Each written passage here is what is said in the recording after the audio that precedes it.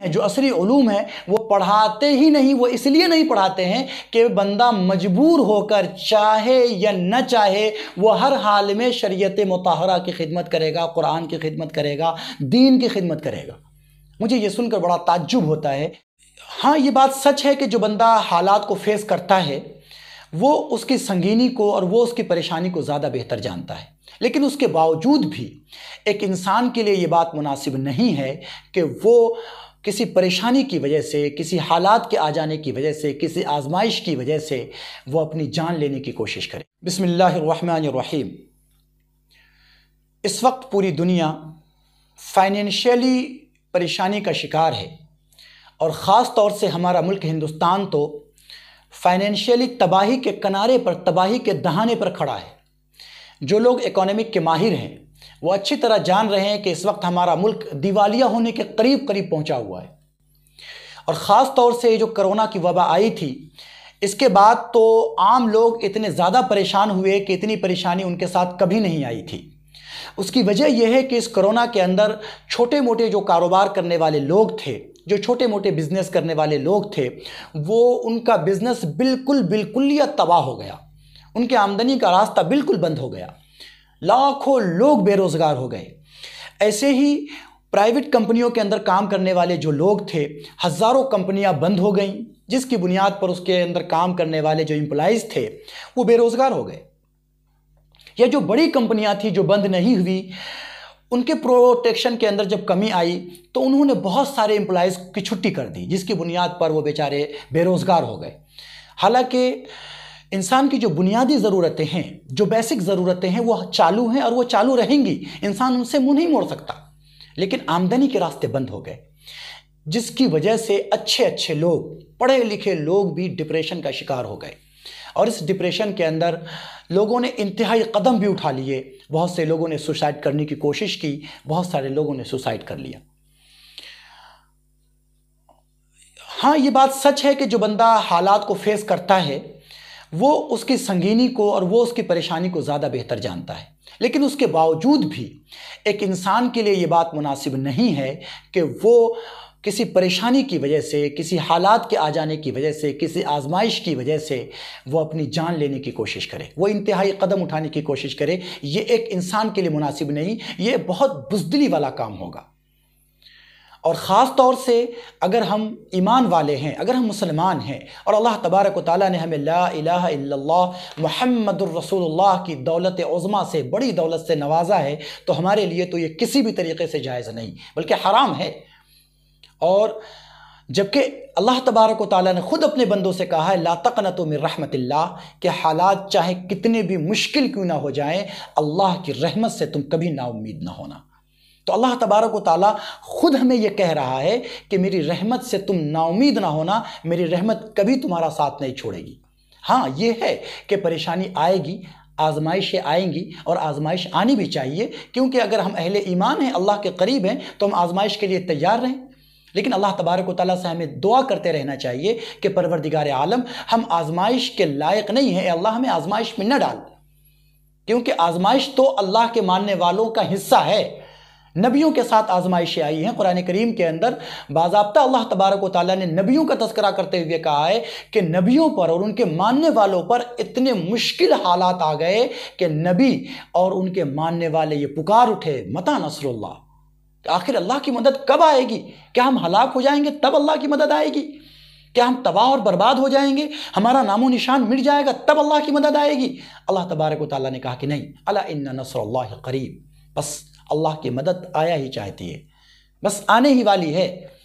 تمہیں ایسا لگ رہا ہے کہ بہت دیر ہو رہی ہے، لیکن اللہ تبارک و تعالیٰ چونکہ تمام چیزوں کو جانتا ہے، وہ جانتا ہے کہ اس کی مدد آپ کے لیے زیادہ فائدہ مند کس وقت ہے۔ تو آزمائشیں تو آئیں گی، پریشانیاں تو آئیں گی، لیکن اس کے اندر ہمیں صبر کا دامن تھام کر رکھنا ہے۔ اللہ تبارک و تعالیٰ سورہ بقرہ کے اندر ارشاد فرماتا ہے وَلَنَبْلُوَنَّكُمْ بِشَيْءٍ مِّنَ الْخَوْفِ وَالْجُوعِ وَنَقْصٍ مِّنَ الْأَمْوَالِ وَالْأَنفُسِ وَالثَّمَرَاتِ وَبَشِّرِ الصَّابِرِينَ الَّذِينَ إِذَا أَصَابَتْهُمْ مُصِيبَةٌ قَالُوا إِنَّا لِلَّهِ وَإِنَّا إِلَيْهِ راجعون، کہ اللہ تبارک و تعالیٰ کہتا ہے کہ ہم تو تمہیں ضرور بھی ضرور آزمائیں گے، اور وہ آزمائش کسی بھی طریقے سے ہو سکتی ہے. کبھی ڈر تمہارے اوپر، خوف تمہارے اوپر طاری کر دیں گے، جیسے ابھی کرونا گیا کہ تمام لوگ خوف کے اندر، ڈر کے اندر جی رہے تھے. کوئی ڈر سے اپنے گھر سے باہر نکلنا گوارا نہیں کر رہا تھا، کسی کو چھونا، کسی سے مصافحہ کرنا تک گوارا نہیں کر رہا تھا، نماز میں بازو میں کھڑا ہونا گوارا نہیں کر رہا تھا. تو اللہ تعالیٰ فرماتا ہے ہم خوف اور ڈر کے ذریعے تمہیں آزمائیں گے. کبھی جانوں کے اندر کمی کر کے آزمائیں گے، کبھی مال اور رزق کے اندر کمی کر کے آزمائیں گے، کبھی رشتہ داروں کے اندر کمی کر کے آزمائیں گے، کبھی فصلوں کے اندر کمی کر کے آزمائیں گے. لیکن ان تمام چیزوں کے اندر جو بندہ صبر کرتا ہے، اللہ تبارک و تعالیٰ ارشاد فرماتے ہیں فبشر الصابرین، تو جو صبر کرتا ہے انہیں خوشخبری سنا دیجئے. اور وہ صبر کرنے والا کیسا؟ الذین اذا اصابتهم مصیبہ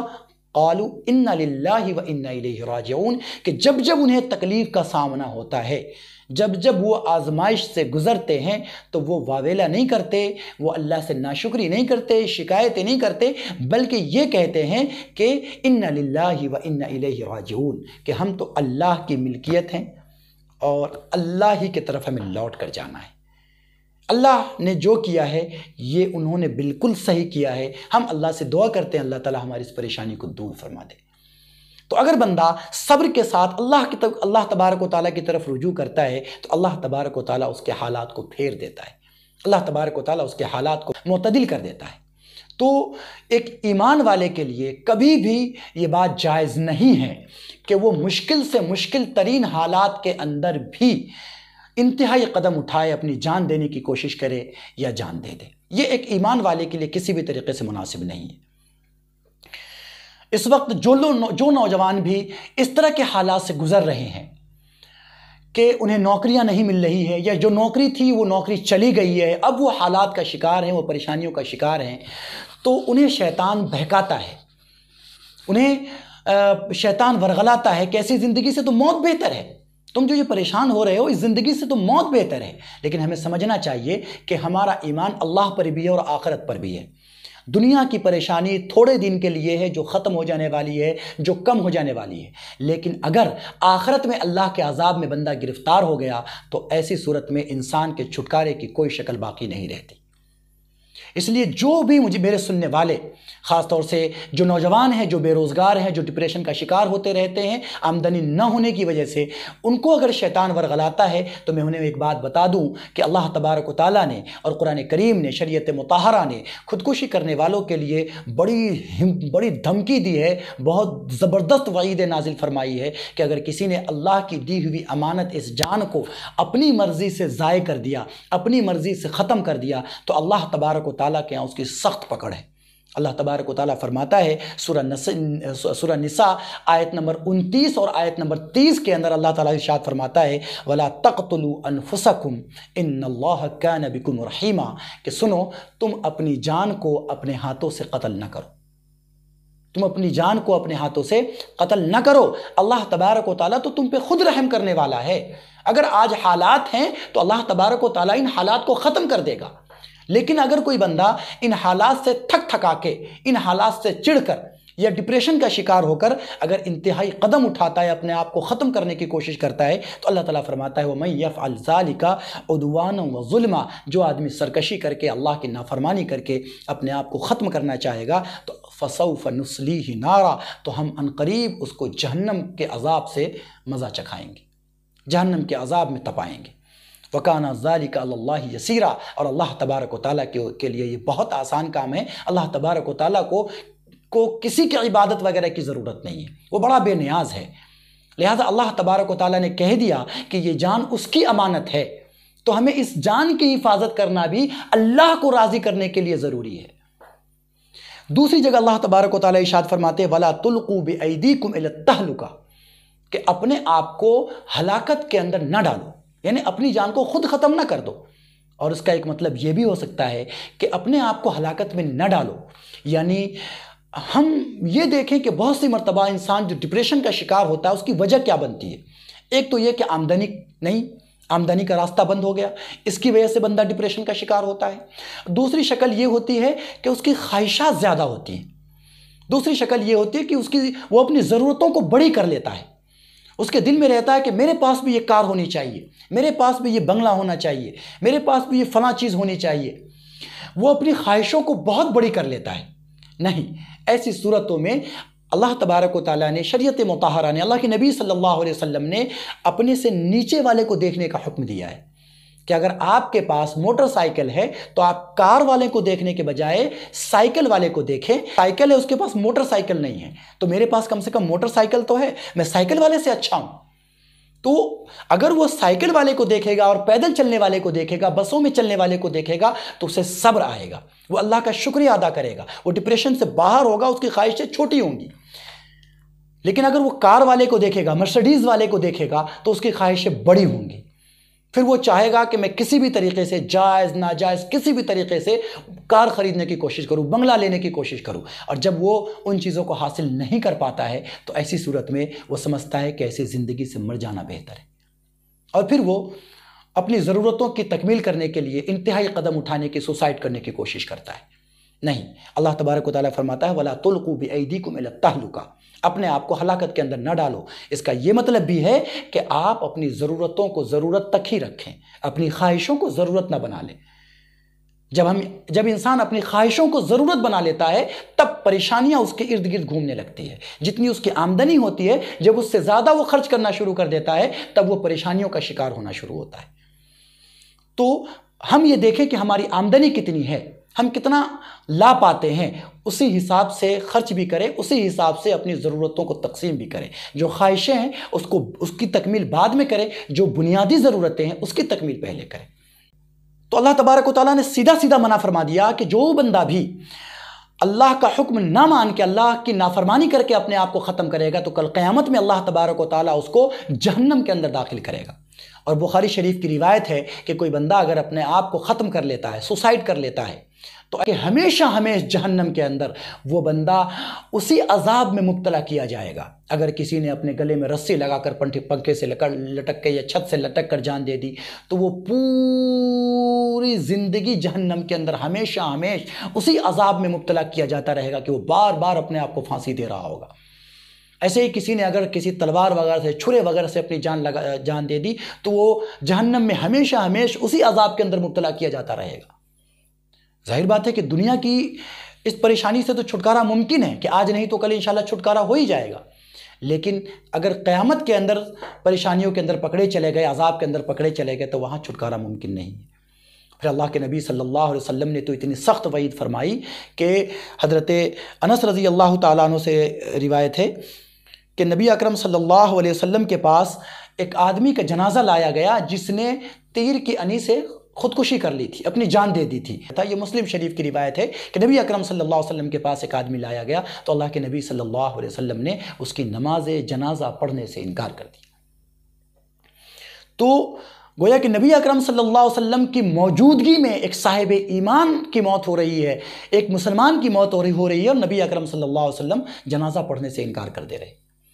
تو اس لیے ہمیں یہ چاہیے کہ حالات چاہے کتنے ہی مشکل ترین کیوں نہ ہو جائیں، ہم اللہ پر بھروسہ رکھیں، ان حالات سے نکلنے کی کوشش کریں. اللہ تبارک و تعالیٰ کی ذات بڑی ہے، لا یکلف اللہ نفسا الا وسعها. اللہ تبارک و تعالیٰ کسی بھی انسان کو اس کی طاقت سے زیادہ کسی بھی کام کا بوجھ اس کے اوپر نہیں ڈالتا، لہذا اللہ تبارک و تعالیٰ اس کی اس پریشانی کو ضرور دور کر دے گا.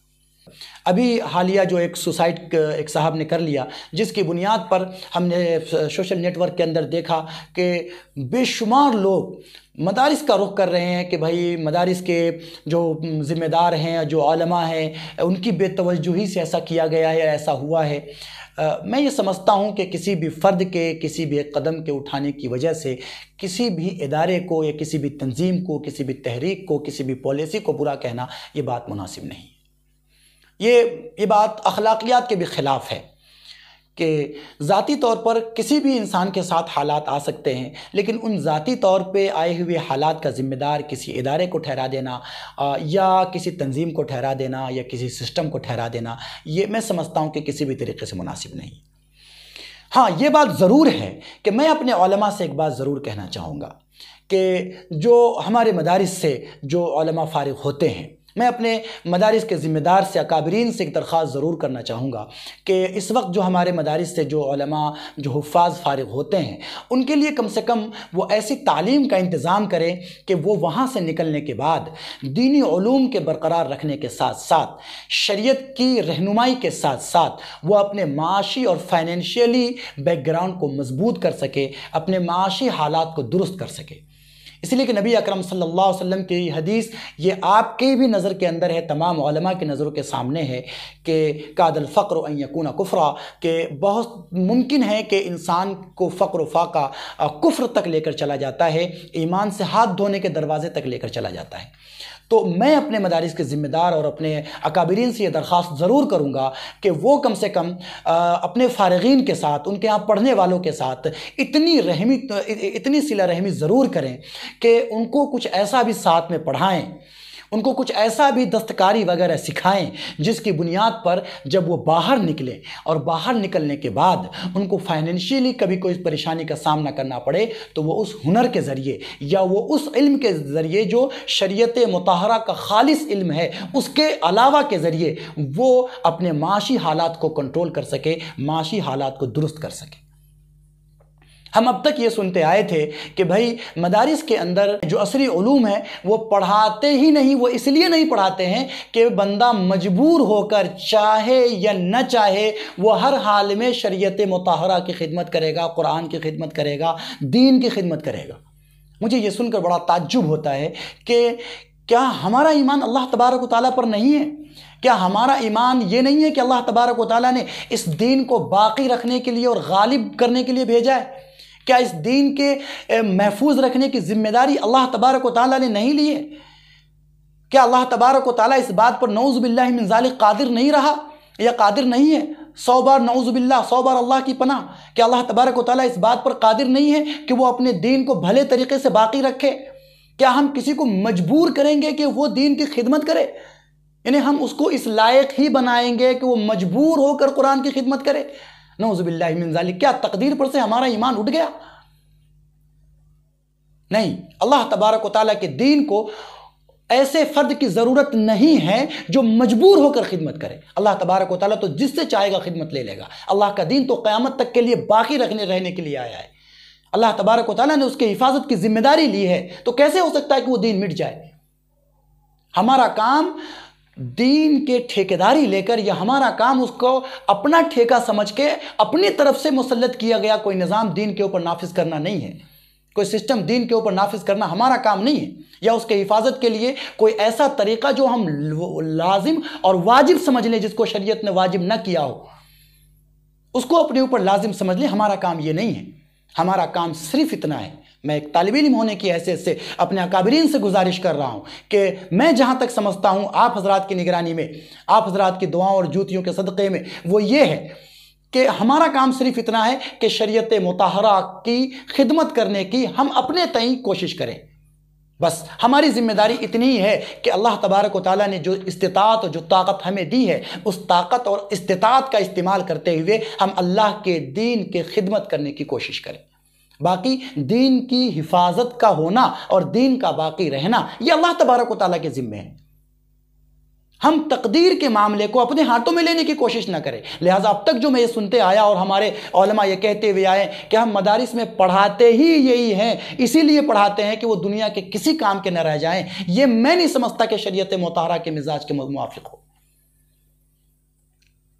اللہ تبارک و تعالیٰ نے اس دین کو غالب کرنے کے لیے بھیجا ہے، اس لیے میں اپنے اکابرین سے اور مدارس کے ذمہ داروں سے یہ درخواست کرتا ہوں کہ وہ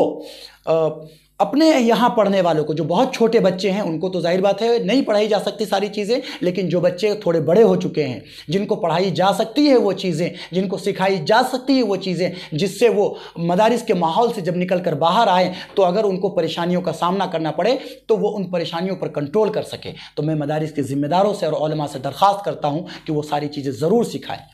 اس لیے کہ ہم ہی لوگوں کو پڑھاتے ہیں، ہم ہی لوگوں کو بتاتے ہیں کہ اللہ کے نبی صلی اللہ علیہ وسلم نے ارشاد فرمایا کہ الید العلیٰ خیر من ید السفلی،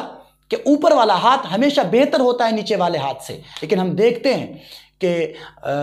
علماء برادری کے اندر 90% لوگ وہ ہیں جو دوسروں پر ڈیپینڈ ہیں، حالانکہ ہونا کیا چاہیے تھا؟ اللہ کے نبی نے کہا کہ اوپر کا ہاتھ بہتر ہے، تو ہونا کیا چاہیے تھا کہ علماء کو بہتر والا بننا چاہیے تھا، وہ ہاتھ علماء کا ہونا چاہیے تھا جو اوپر ہے۔ لیکن 90%، 80% علماء وہ ہے جن کا ہاتھ نیچے ہے، اور اللہ کے نبی صلی اللہ علیہ وسلم نے اوپر والے ہاتھ کو افضل قرار دیا ہے۔ تو جب علماء انبیاء کے وارث ہیں تو ان کا ہاتھ بھی اوپر والا بنوائیے، ان کو وہ چیزیں بھی سکھائیے جس سے ان کا ہاتھ اوپر ہو جائے۔ اور اللہ کے نبی صلی اللہ علیہ وسلم نے تو باضابطہ بزنس کیا ہے، تجارت کی ہے۔ حضرت ابو ہریرہ رضی اللہ تعالیٰ عنہ سے روایت ہے کہ اللہ کے نبی صلی اللہ علیہ وسلم نے ارشاد فرمایا کہ تمام نبیوں نے بعثت سے پہلے بکریاں چرائی ہیں۔ صحابہ کرام نے پوچھا، یا اللہ کے نبی کیا آپ نے بھی بکریاں چرائی ہیں؟ تو اللہ کے نبی صلی اللہ علیہ وسلم نے ارشاد فرمایا کہ ہاں، میں نے بھی چند قیرات کے بدلے مکہ والوں کی بکریاں چرائی ہیں۔ وہ نبی جنہوں نے اپنی معیشت کے لیے، جنہوں نے اپنے رزق کے انتظام کے لیے دوسروں کی بکریاں چرائی ہوں۔ آج اگر ہم ان کے امتی اور ان کے وارث ہو کر ہم یہ اگر کہیں کہ ہم وہی اتنے ہی سکھاتے ہیں کہ وہ دنیا کے کسی کام کے نہ رہ جائیں، تو یہ ہمارے لیے یہ بات مناسب نہیں ہے۔ کہ اللہ کے نبی صلی اللہ علیہ وسلم کی وہ حدیث صرف عوام کے لیے ہے، ہمارے لیے نہیں ہے؟ کہ اللہ کے نبی صلی اللہ علیہ وسلم کے پاس ایک صحابی تشریف لائے، آپ جانتے ہیں بخاری شریف کی روایت ہے کہ اللہ کے نبی صلی اللہ علیہ وسلم کے پاس ایک صحابی تشریف لائے، حضرت انس راوی ہیں، اور آ کے سوال کیا، کچھ مانگا۔ اللہ کے نبی صلی اللہ علیہ وسلم نے ان کی طرف دیکھا، دیکھ کر پوچھا کہ تمہارے گھر میں کوئی چیز ہے؟ انہوں نے کہا کہ اللہ کے نبی ایک ٹاٹ ہے اور ایک پانی پینے کا پیالہ ہے، اس ٹاٹ کو ہم بچھاتے بھی ہیں، اسی کو اوڑھتے بھی ہیں۔ اللہ کے نبی نے کہا کہ دونوں چیزیں لے کر آؤ۔ وہ گئے اور دونوں چیزیں لے کر آئے۔ اللہ کے نبی صلی اللہ علیہ وسلم نے دونوں چیزوں کو ہاتھ میں لیا اور اس کی بولی لگائی کہ کون ہے جو ان دونوں کو یہاں پر خرید لے۔ ایک صحابی نے کہا اللہ کے نبی میں 1 درہم کے بدلے اسے خریدتا ہوں۔ اللہ کے نبی صلی اللہ علیہ وسلم نے کہا نہیں، کوئی ہے جو اس سے بڑھ کے قیمت دے، اس سے بڑھ کے بولی لگائے۔ ایک دوسرے صحابی نے کہا اے اللہ کے نبی میں 2 درہم کے بدلے اسے خریدتا ہوں۔ اللہ کے نبی نے کہا کہ ٹھیک ہے لے لو۔ وہ 2 درہم میں اسے بیچ دی۔ اللہ کے نبی صلی اللہ علیہ وسلم نے دونوں درہم اس صحابی کے حوالے کیا، کہا 1 درہم کا کھانا وغیرہ اور گھر کی ضرورت کی چیزیں خرید لو، دوسرے درہم سے کلہاڑی خرید کر لاؤ اور میرے پاس لے کر آؤ۔ وہ لے کر آئے۔ اللہ کے نبی صلی اللہ علیہ وسلم نے اپنے دست مبارک سے، اپنے ہاتھ سے اس میں بیت لگائے، اور بیٹ لگانے کے بعد اسے دیا اور کہا کہ جنگل جاؤ، لکڑیاں کاٹو اور لکڑیاں اٹھا کر لا کر بیچو، اور سنو مجھے 10 دن 15 دن تک دکھنا نہیں، یہاں آنے کی ضرورت نہیں ہے۔ اللہ کے نبی صلی اللہ علیہ وسلم کو دیکھنا بذات خود عبادت ہے، لیکن نبی اکرم صلی اللہ علیہ وسلم منع فرما رہے ہیں کہ اب 10-15 دن میرے پاس آنے کی ضرورت نہیں ہے۔ وہ صحابی گئے اور خوب محنت کی، انہوں نے خوب محنت کی، پھر جب واپس آئے تو الحمدللہ اللہ تبارک و تعالیٰ نے ان کو برکت سے نوازا تھا، ان کے ہاتھ میں اشرفیاں تھیں، درہم و دنانیر تھے۔ اللہ کے نبی صلی اللہ علیہ وسلم نے دیکھ کر خوشی کا اظہار فرمایا۔ تو یہ جو نبی اکرم صلی اللہ علیہ وسلم اپنے اصحاب کو رزق حلال کی ترغیب دے رہے ہیں، یہ ترغیب کیا صرف عوام کے لیے؟ یہ رزق حلال کی ترغیب سب سے پہلے علماء کے لیے ہے کہ علماء انبیاء کے وارث ہیں۔ اس لیے میں اپنے اکابرین سے یہ درخواست کرتا ہوں کہ جو طلبہ ہمارے یہاں سے نکلتے ہیں، جو حفاظ، جو علماء ہمارے یہاں سے نکلتے ہیں، انہیں وہ علوم بھی سکھا کر بھیجیے جو دنیا کے اندر ان کے کفالت کی ضامن بنے، جو اس کے لیے معاون بنے۔ وہ ہنر بھی سکھا کر بھیجیے جس ہنر کے ذریعے اگر اس کے اوپر حالات آ جائے تو وہ حالات کو قابو کر سکے۔ اللہ کے نبی صلی اللہ علیہ وسلم کی وہ حدیث بھی ہمارے سامنے ہے کہ اللہ کے نبی صلی اللہ علیہ وسلم نے ارشاد فرمایا کہ وہ آدمی جو جنگل جاتا ہے، لکڑیاں کاٹتا ہے، اس کے گٹھر اپنے پیٹھ پر اٹھاتا ہے اور پھر وہ لے کر بازار میں آ کر بیچتا ہے، اس سے 2 پیسے کماتا ہے، اور اتنی مشقت کے کام کے بعد وہ 2 روٹی کا انتظام کرتا ہے اور اس کے ذریعے وہ کسی کے سامنے ہاتھ نہیں پھیلاتا، اللہ تبارک و تعالیٰ اس کی عزت رکھتا ہے، اس کے ذریعے اس کی ستر پوشی کرتا ہے، یہ آدمی اس سے بہتر ہے جو بندہ لاکھ دیکھنے میں سفید پوش ہو مگر دوسرے کے سامنے اپنی ضرورت کے لیے ہاتھ پھیلا رہا ہو۔ آخر ہم خود کفیل کیوں نہ بنے؟ علماء کو خود کفیل ہونا چاہیے۔ یہ نبی اکرم صلی اللہ علیہ وسلم کی سنت میں، آپ صلی اللہ علیہ وسلم کی تعلیمات میں شامل ہے اس لیے اب تک جو ہم سنتے آئے تھے اور ہمارے بعض علماء بہت فخر کے ساتھ یہ بات بیان کرتے آتے ہیں کہ بھائی ہم اس کو بناتے ہی اس لائق ہیں کہ وہ دنیا کے کسی کام کا نہ رہ جائے، مجبور ہو کر بھی دین کی خدمت کرے، یہ بات شریعت مطہرہ کے مزاج کے خلاف ہے، یہ بات شریعت کے مزاج کے منافی ہے۔ اس لیے میں اپنے اکابرین سے درخواست کروں گا کہ ہمارے مدارس کے اندر بھی جو نصاب تعلیم ہے اس کے اوپر غور کریں، ہمارے مدارس کے اندر بھی جو دستکاری وغیرہ ہے، جو ہنر وغیرہ جو سکھائے جا سکتے ہیں، جیسے الیکٹریشین کا کام ہے بہت آسانی کے ساتھ سکھایا جا سکتا ہے، جیسے ٹیلرنگ وغیرہ کا کام ہے یہ بہت آسانی کے ساتھ صرف 1 سے 1.5 گھنٹہ دے کر اس کو سکھایا جا سکتا ہے، موم بتی وغیرہ بنانے کے کام ہے یہ بہت آسانی کے ساتھ سکھایا جا سکتا ہے، ایسے ہی ڈبے وغیرہ پیکنگ وغیرہ کے کام ہے یہ بہت آسانی کے ساتھ سکھائے جا سکتے ہیں۔ ان ساری چیزوں کو مدارس کے اندر حفاظ وغیرہ اگر نکلتے ہیں تو ان کو 1 گھنٹہ دے کر باضابطہ سال 2 سال میں دستکاری وغیرہ سکھائیں، تاکہ جب حالات مشکل ترین آ جائیں اور مدارس وغیرہ بھی جب بند ہوں اور ان کے رزق کے راستے بند ہو رہے ہوں تو ایسی صورت میں وہ ان دستکاری کے ذریعے یا وہ علوم جو خالص شرعی علوم کے علاوہ ہیں وہ علوم بھی سکھائے جائے، ان کے ذریعے وہ ان حالات کا مقابلہ کرنے کی کوشش کرے اور ایسے حالات کا شکار نہ ہو جیسے حالات ہمیں دیکھنے کو مل جاتے ہیں۔ میں امید کرتا ہوں کہ ہمارے جو نوجوان جو مجھے سن رہے ہیں وہ سارے کے سارے لوگ ہمت اور حوصلے سے کام لیں گے کہ اگر ان کے ساتھ آزمائش اور حالات آ جاتے ہیں تو انشاءاللہ اللہ کا نام لے کر وہ مستعدی کے ساتھ ان حالات کا مقابلہ کریں گے، اور انشاءاللہ اللہ تبارک و تعالیٰ کی مدد ان کے ساتھ ضرور آئے گی، کیونکہ اللہ تبارک و تعالیٰ کا وعدہ ہے وَبَشِّرِ الصَّابِرِينَ، جو لوگ بھی حالات آنے پر صبر کرتے ہیں انہیں خوشخبری دے دیجئے کہ اللہ تبارک و تعالیٰ ان کے ساتھ ہے، ان کے حالات کو، ان کے دن کو پھیر دے گا۔ اور پھر اپنے اکابرین سے یہ درخواست کرتا ہوں کہ وہ اپنے ماتحتی کے اندر یہ کوشش کرے کہ جو قوم کے نونہال ان کے پاس رہتے ہیں ان کو